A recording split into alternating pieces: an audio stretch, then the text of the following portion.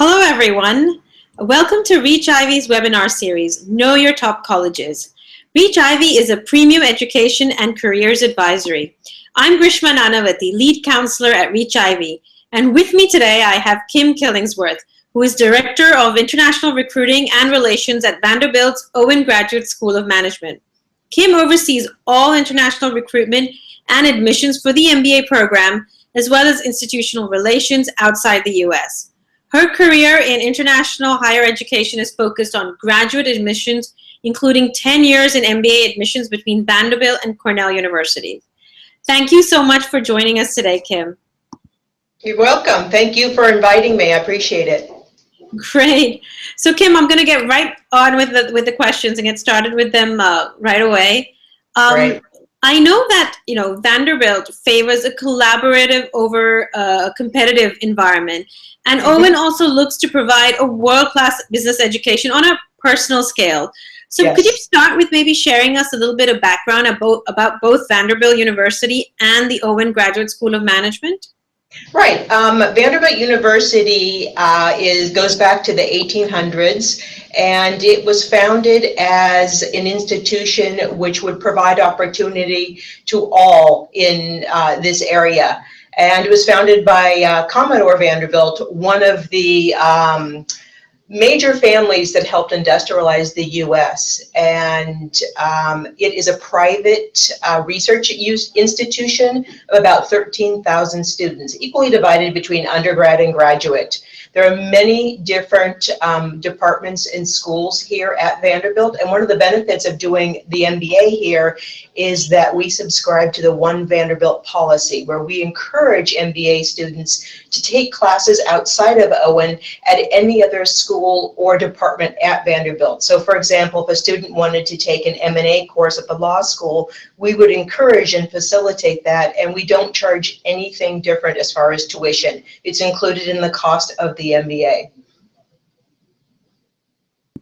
Great. So that's really great. So they really do get a holistic, approach to learning. It's, in addition to the core business skills, and obviously in today's day and age, students don't stay in one arena. They need to wear many hats. So this gives them the right opportunity and the right chance to kind of explore all their academic and professional options. Exactly. Great.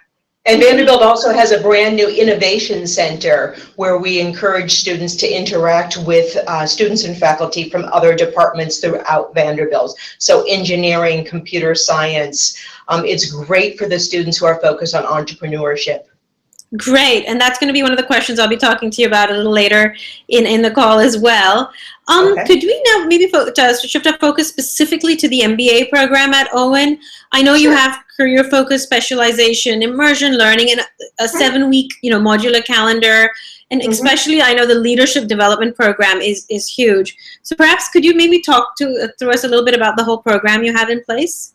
Right. The Owen Graduate School of Management is just that. It offers graduate education. We have 10 different programs, starting with the Masters of Science in Finance, Masters of Marketing, all the way through our executive programs. And the full-time MBA that we offer is a 2-year MBA with a summer internship. And it is considered a relatively small program of about 170 students per intake each August. And this allows for a very, very collaborative environment. One of our taglines that you referred to is, we are competitive but not cutthroat. So keeping the student body small at 170 per class really promotes that collaborative environment. And it also means that the students have incredible access to faculty. The faculty have what's called an open door policy, where students can drop in at any time and speak about anything with the faculty members. And as you alluded to, we have a world-renowned leadership development program. And whereas all MBA programs teach leadership in some way, we do it in a very distinct manner. It is a very specific 2-year program in conjunction with the MBA. It's optional. And as I always say, I think people are crazy if they don't take advantage of it, because it's an incredible value added. It I say about 92% of the students participate, and what we do is use some assessment tools by Korn Ferry International, which is an executive search firm, and also the Hogan assessment. And this helps determine what a student's strengths and weakness as a leader are. We then match up the students either in a small group setting or individually with a career coach, somebody who has 20, 30 years experience coaching executives in the workplace. So as I said, this is an incredible value added. This is the type of coaching that typically executives would get mid-career. So to be able to have access to it in the MBA is an incredible opportunity. And the student then works with that coach throughout the whole first year on the weaknesses one by one to turn those into strengths.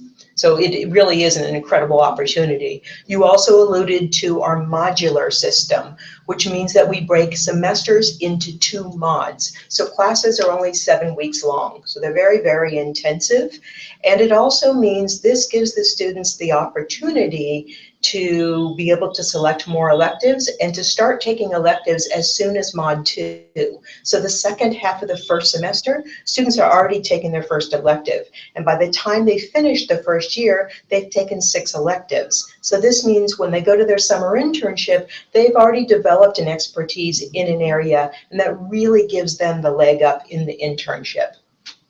That's great, because exactly, so they can start specializing or focusing earlier on, and you know, and exactly, that really helps them not only when they're at their internship, but even get the right internship, if they can demonstrate in the interview they have the right skill sets. Exactly, exactly. This also means that students really need to have a good sense of the functional area that they want to focus on. There really isn't a whole lot of time in the program to just sort of try everything and figure it out once you're here, because you select your electives early on, and the recruiters start coming to do company information sessions as soon as the second month of the program. Super, that's great, and exactly right. So then, you know, even if they find that the internship and the classes they thought, or the way they wanted to pursue doesn't work out, they've still got the second year to really build the core skill sets that Exactly. they need. And Exactly. you know, one thing that, another thing that Vanderbilt has, Owen has, is you also simultaneously have the healthcare MBA. Yes, we do. And how is that different? I mean, in terms of, I guess, are your case studies more focused on healthcare, or is the curriculum significantly different? How do the 2 programs vary? It's the same core courses, and it is the MBA with a healthcare focus. So it tends to draw a lot of practitioners, a lot of doctors, a lot of nurses, especially from the Vanderbilt Medical Center. And the case studies, as you mentioned, and the courses in particular, are focused on the healthcare industry. This is not a well-known fact, especially outside the U.S., but Nashville is the hub of healthcare providers in the U.S. There are something like 262 healthcare provider companies here in Nashville. So that provides a lot of different opportunities for our students, from the healthcare symposium that they host, from bringing in different speakers, to job opportunities. So it is an incredible experience. And there's also the healthcare immersion over spring break, where the students participate, I believe, for about 10 days in very, very healthcare specific activities. And one of those is they get to fly in the Vanderbilt Medical Center Lifeline helicopter. And they also put in time in the operating room. So it really is for practitioners. They really do get firsthand experience. Wow, that's really immersion into the program. That's superb. It might be more than somebody wants. and also, if somebody is coming from a healthcare such as pharma or healthcare consulting, they don't have to do the healthcare MBA. They could just take a few courses within their electives focused on healthcare. Great. So there's a little bit of flexibility built into that, which is great, because like you said, you know, there are students who are not directly practitioners, but they definitely want to enter. Exactly. And we do offer a general management concentration where students basically select their own electives and create their own concentration. So they would be able to do that within that realm. Great. Thank you. Thanks for sharing that. Now, what you just mentioned a few minutes ago, Kim, that, you have a small class size of about 170, and you promote a very collaborative environment, and, access to faculty is also the open door policy is what you mentioned.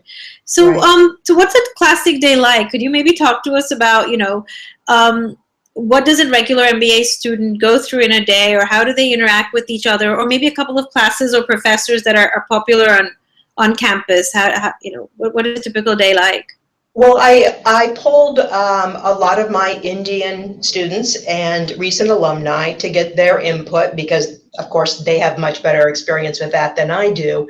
And let me just mention here what a recent alum outlined for me, which I thought was great. Morning, basically catching up with the professor, teammates, classmates, the dean in the lobby over coffee, then going to classes, reading the Wall Street Journal. If there's any time between classes, going to the library, which is right here in the building, and doing some core work, personal work, research. And then in the afternoon, then there's always lunchtime where there are many, many different presentations, what we call lunch and learns, where students would learn about a particular country, for example. The Indian Business Club puts on a really good whole menu of a lunch and learn where they talk about doing business in India and the culture of India. The afternoon would be met with more classes and teamwork. There's lots of teamwork here. That's when students would get involved with any clubs that they are members or officers of. And then in the evening, this time of year, they typically would go to company information sessions. Those happen starting at about 5:30 until about 8:39 at night, where companies send their HR reps and they do presentations about an hour long, and then they have receptions after that. Or if that's not happening, they would typically go out with their teammates or other classmates to one of the local bars here and usually discuss team projects, go home and work on presentations for the next day or research that they have to do. And somewhere in all that, they have to figure out how they're going to get to the recreation center and cook their meals. And it's a very, very packed day. Absolutely. I thought when you started saying somewhere along the day, or somewhere along, I thought you were going to, when are they going to sleep? Was what I thought you were going to say. They're going to figure out when to sleep. I think there's very little sleep. Yes, definitely. And and there's so many different things, like you said, which you've been, consistently talking about, that from classes to extracurriculars to the career side, to group projects, and also, really getting a full, exploring the campus and really getting also not just what you're learning inside and outside of the classroom, but like you said, getting to the recreation center, making your food, really balancing and wearing a lot of hats throughout the day and trying to time manage all of that, and hopefully some sleep at the end of it as well. Right. It's an MBA experience is all about time management, as is the whole application process, as I'm sure you understand. And I think the application process is a really good practice for the time management that one is going to encounter in the MBA program, because typically an applicant is working full-time. They're also studying for the GMAT, the TOEFL. They are practicing their essays. They're meeting with counselors. So it's juggling a lot. It's like juggling two jobs. Absolutely. And obviously somewhere along the line, you're networking, you're meeting friends, you're really, for international students who are actually coming to the US, they also want to kind of explore the city or their surroundings. So it really is an action-packed, jam-packed 2 years, and I'm sure that's something you look at when you're looking at students, that will they be able to really not only thrive, but fit in and get it, be able to fit into this type of environment as well. Yes. And something that we offer for international students that is somewhat unique, not all schools offer this, we offer a 3-week U.S. business, culture, and communication course before orientation starts for all the students. So started this year, July 9th, went for 3 weeks, and then they went into orientation. And it is a wonderful opportunity for the international students to get a sense of what the U.S. graduate education system is like, what networking is like, how the Career Management Center works. Because it's very, very different from country to country. So we give students the opportunity to learn about that ahead of time so that the adjustment isn't so stressful. And hands down, everybody says they really, really appreciate this opportunity. They also do a case study, a case competition, excuse me, where they are broken up into teams, and the prize for the winning team is a private lunch with the dean during this course.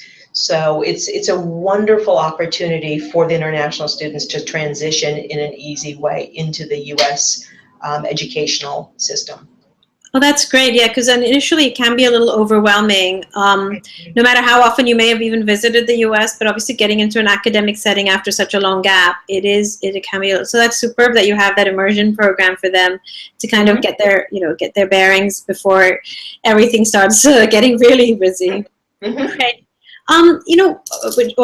What you mentioned earlier on in the call, I want to go back to that point that there are a lot of students who are looking to switch careers or pursue entrepreneurial interests while in the program. So what facilities do they have, what they can utilize to really work towards switching careers or pursue their entrepreneurial interests? Well, whether students are switching careers or looking to enhance the career that they're in or to pursue entrepreneurial activities, we encourage everybody to work very, very closely with the Career Management Center. The Career Management Center is consistently given A+ by our students because of accessibility to the coaches, because of the placement rates. And from day one, or even before students come to campus, they start working with a career management coach. They can choose a coach based on the functional areas such as finance or consulting, or they can work with a coach who works specifically with the international students. And he and I work very, very closely together to make sure that we are choosing students who are international students who are going to be successful in the job placement. And we also work on educating companies on the H-1B visa process and what a company needs to do. So we really are an advocate for the international students in the marketplace. And I said that the coaches start working with the students even before they step on campus. And the way this works is the Career Management Center will reach out to those students who have deposited, who have committed to coming to Owen. This is maybe April, May. They start working with them on their resume and their cover letters. So by the time they get here in July, August, they are ready to hit the ground running, that they already have a resume that works for the recruitment process. And this takes a lot of stress off of the student of having to do it all during Mod 1, during the first semester. Because as I mentioned previously, companies start coming to campus as soon as September, or even late August. The program starts early August, and then you've got the companies coming late August, and you're trying to get adjusted to everything. So it really is beneficial to already have that resume and cover letter appropriately done before the companies get here. And throughout the whole 2 years, the students work very, very closely with their coach. And another benefit of a small program is that there is incredible access to these coaches. In big programs, often it can take a week or so for a student to get an appointment with their coach. Here, it can do it typically from day to day. Sometimes students just drop in at the end of the day to see if their coach is available, and they are incredibly accommodating. So the coach will work with the student on the resume, the cover letter, on the whole job search, on the research, and on prepping them for national recruitment events that we encourage our students to go to, taking them on treks. For example, we just had fall break, and there was a consulting trek to Atlanta where they went to many different consulting companies and met our alumni.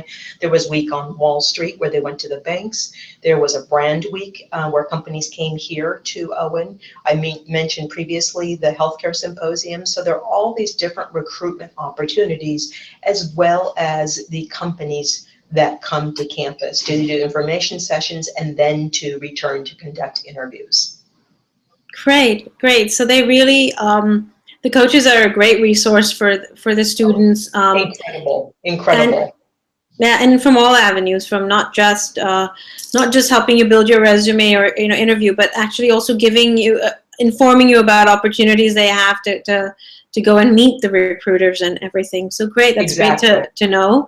One of the things we talked about earlier was time management. Another thing I know was a small class size. So, I mean, could you share with us some specifics or statistics with regards to, what you're looking for in your incoming class? Because obviously with a smaller class size, there is a lot more selectivity involved. And like I said, we talked about time management and a student being able to juggle many things. But what other traits or characteristics are you looking for in your students? What's really important, specifically because this is such a collaborative small program, is we're looking for really strong interpersonal skills. We're looking for those who have team experience, who are used to working well with others, because there's lots of team activities here and lots of daily interaction in classes and outside of classes, through the clubs, through the classes.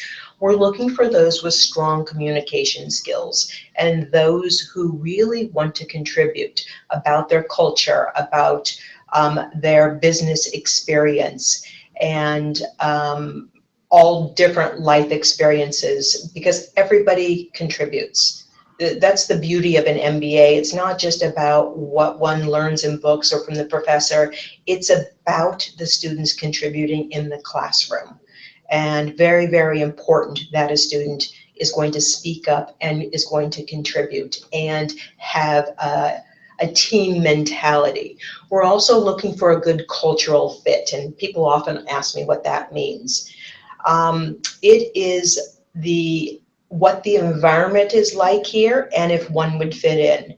If the applicant is somebody who functions better in an anonymous situation, in a really big situation where people don't tend to know him or her, then this wouldn't be the right program. As I've mentioned various times, small program, collaborative environment, everybody knows each other, including the professors. There are 9 students to each professor, so that's a pretty good ratio. You can't hide from the professors. They all know the students by name. So we are looking for those who are going to work very well together and thrive in this type of environment. I'm often asked, well, how do you get a sense of what the environment is and if it's going to be a good cultural fit if you can't visit? Of course, visiting is the best way to get that sense, but we realize that a lot of the international students aren't able to visit. In that case, I highly recommend that they reach out to our admissions ambassadors, which are listed on our website by functional area. So those that have a concentration in finance, those that have a concentration in healthcare, etc., are listed along with their backgrounds. And it's very, very important to reach out to them. And I know this might not be what an applicant is used to, but we are looking for those who have done their research, who have spoken with our current students, who have reached out to alumni, who have a sense of what the environment is like here. And the more people one talks to, the more they're going to get a sense of what that environment is like and if he or she would be comfortable in this type of environment. Of course, we're looking for strong academic aptitude indicated by one's undergraduate or previous master's experience, their grade point average, as well as their GMAT or GRE scores. And also the desire to be part of a diverse community. We're looking to diversify our community as much as possible. So diversity of backgrounds, diversity of cultures, diversity of where one wants to be working. So that's very important. Great. So really a lot of things. So so you're looking at their academic readiness in addition to not only the work that they're doing, but how they've engaged in their work environment, which is where their leadership or community skills and obviously activities outside of the classroom can also demonstrate, how they fit into their community or what other additional activities they take on to showcase their leadership skills as well. So exactly. a lot of things that you'd be looking for to find the right student, the right person, but even in terms of you said that they're they're not shy, they're not afraid. That too, you will look at their how they've grown in their work environment. Is that where all this would come through, and what type of work they've done and how they project Absolutely. themselves in the Whether project? they've had teams or what role they've had on teams, if they've been involved in any volunteer work.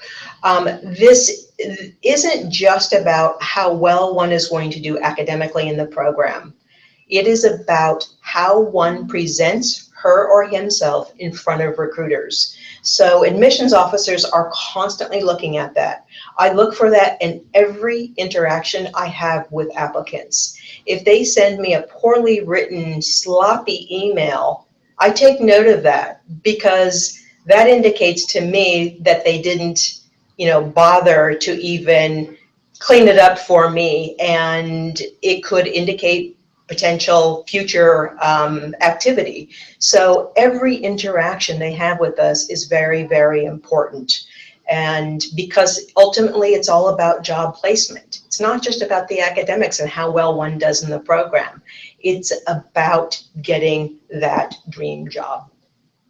Great, and thank you. It's really good to know that, because every interaction counts. Even if they're sending an email, connecting with students, connecting with alumni. A lot of the time students are like, oh, I can't visit the school, but that's fine. There are so many other ways a student can learn about the program. Students, alumni, website, webinars. You recently were in India, and you've toured a lot of places. So thank you for sharing that, because that's really important to really, both ways, for you to understand how committed they are to Vanderbilt, and for them to also understand if Vanderbilt's the right school for them, because they're going to be there for 2 years, totally immersed in the program. Exactly. And we want this to be, as you mentioned, we want it to go both ways. We want the student to be happy here and to thrive, because that's going to lead to their success. We don't want to take somebody who isn't going to be happy here. That just doesn't make sense. So if I think that someone is not a great fit, I wouldn't encourage them to pursue this. And that's why the research and the reaching out to the current students and alumni is so important. This is a huge, huge investment. Absolutely, absolutely. In terms of not only financially, but also your time, and it's, you're using this as a platform for your career. So it's important that you use the right platform. So that's great. Could you maybe talk to us a little bit about this year's application and question? I see. I mean, I know you have the optional essays as well, but even the main essay. Could you give us a little bit of insight into both things? Yeah, when we were sitting around discussing as an admissions committee the essays for this year, I was the one that said, right now, let me back up a little bit. Tweeting is really, really popular. Why not just have students communicate to us the way that they typically communicate? And so we have created one of our essays in 140 characters, tell us, I forget what the exact topic is, but address this topic in 140 characters. So we've changed up the essays a little bit and made them a little more perhaps interesting for the applicant and interesting for us reading these hundreds of essays as well. So exactly, it's great. This mock tweet, and you've got 5 options there. It'll definitely be interesting reads, and I guess students just have to try and it's going to be a tough way to trying to really give them a good allow you to get a good insight into the student, at the same time answer the question that you're asking them. So and if the student is chosen to progress in the application process, of course there's an interview, which we're able to get even a better read on the student after reading those essays. But it should make it very interesting this year with the choice of essays right. that we have. Definitely. And what about the optional essays? I know they're there to highlight any red flags or things that are need a little bit more explaining if they have a gap. But can a student also use that if there's something that the tweet and the application hasn't covered? Would you recommend students? How should they? I wouldn't recommend that applicants use that as an opportunity for yet another essay. I would request that they stick to the 2 that we've asked them for, and to use that optional essay to, as you said, to address any issues such as maybe a lower GPA during a semester or a year because they had a family crisis or a gap in the resume, so that we don't guess at things. It's a way to clarify red flags that we might otherwise have to guess at. So that's what the optional essay is for, but it's not really meant to provide an opportunity for yet another essay. Okay, great, great.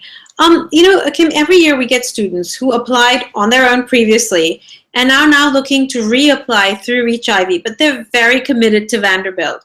Any advice for our students who are reapplying this year?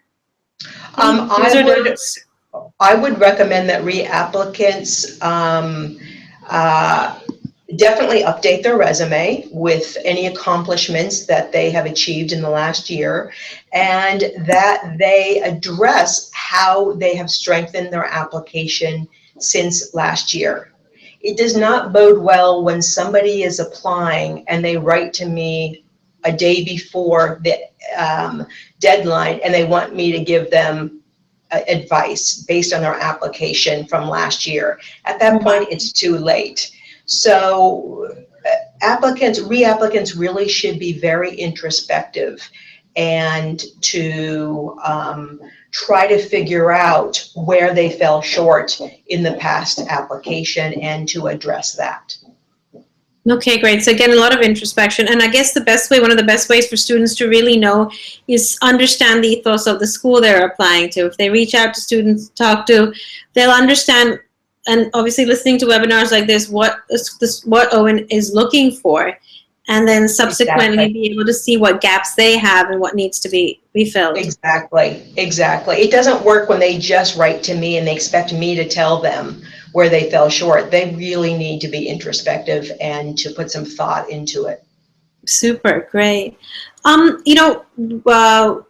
we said earlier, that it is a huge investment, a financial investment that students are making. So what type of financial aid is available to international students applying for the MBA program? Could you maybe talk to us about the options they have and also who an ideal candidate would be? Sure. First of all, I recommend way back in the planning process, when a student is determining whether or not this is the right time for an MBA, and if they need the MBA to progress in their career or to make a career switch, they need to also be getting their financial house in order. They need to be figuring out how they will do an MBA as far as the financial point, and they can't rely completely on 100% tuition. Yes, some students do get full tuition, but there are still living expenses that are involved. So about 65% of our students receive scholarship, and these are merit-based scholarships. So we're looking at GMAT, GRE scores, as well as the undergraduate record and work experience. And scholarships range anywhere from $10,000 per year to full tuition, which next year will be $52,000.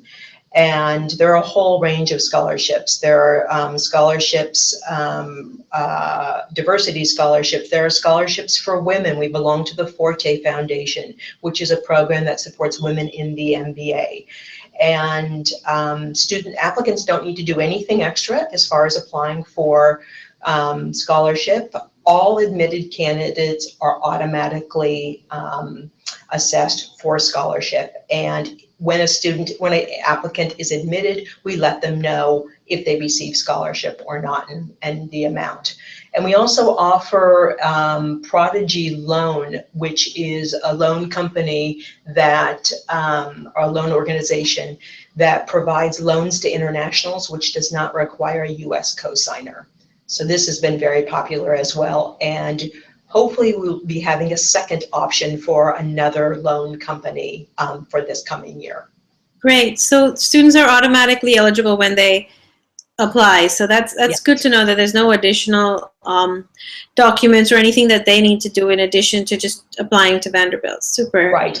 But as I mentioned, they really can't rely just on scholarship to be able to do an MBA. They really absolutely be looking at their resources and figuring out how they are going to make this happen. Great. You gave us a really good insight into the career services and the options that Vanderbilt has, and additionally, how you help with placement, international students' placements within the U.S. through career fairs. But what about students who are looking to maybe return to their home countries? What type of support would they receive? In the case of students returning immediately to their home country, we would encourage them to reach out to our extensive alumni network. And we do have many alumni who have returned to India. They either worked for a few years in India and then returned, in the US and then returned, or they returned directly. But typically they work in the US at least for a few years to get the return on investment of the MBA. And then they return to India. And I have found that the alumni network in India is incredibly helpful. Even those at a very high executive level have been great when I've asked them to reach out to a candidate or a student. And it goes back to that collaborative environment and everybody just willing to help each other. So that would be the primary source of placement in the home country, would be contacting through the alumni network. And the Career Management Center works on networking and how to reach out through our system to the alumni. Great. We have a student from one of our question from one of our students who lives in Dubai, actually. Their name is Parul Sheth. She's asking that what about, she'd applied for a master's program, now she's doing for the MBA, and she was previously waitlisted.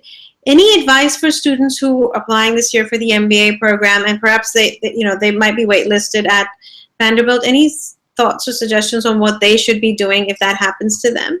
Yes, they should be in contact with their contact, and for international students, I'm the contact.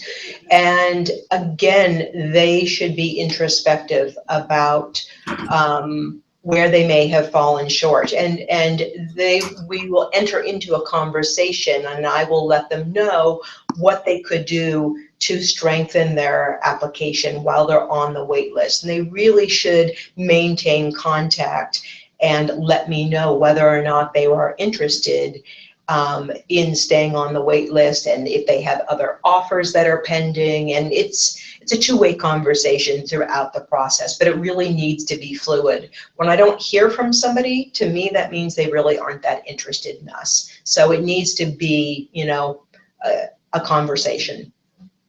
Great. So I guess communication, at any stage and throughout the process is very important, whether they're doing the fact-finding or at the end of it where they've, waitlisted. It's very important that students communicate and effectively communicate. Yes.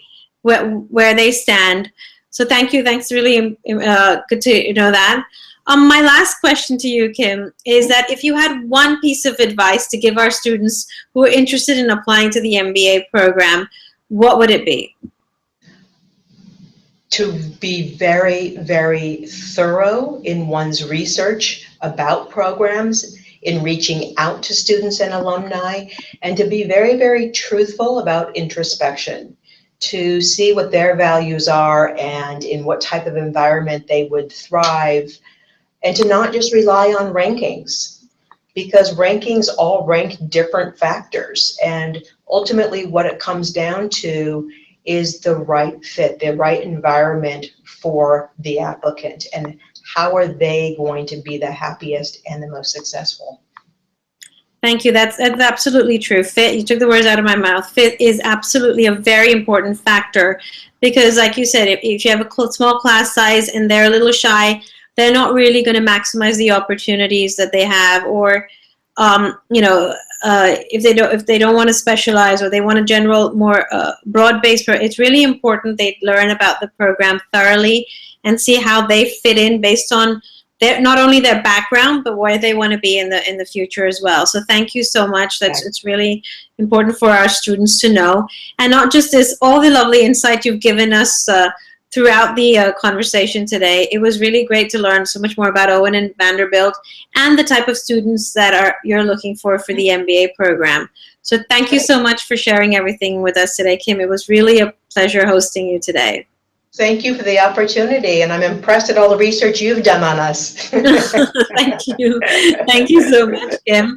And I know I found this really informative, and I learned a lot, and I'm sure our students did the same. So, to all our students out there, definitely go out and reach out to Vanderbilt, and really utilize all the options they have on the website, or when they visit, or all the different other ways that they're connecting with you through social media.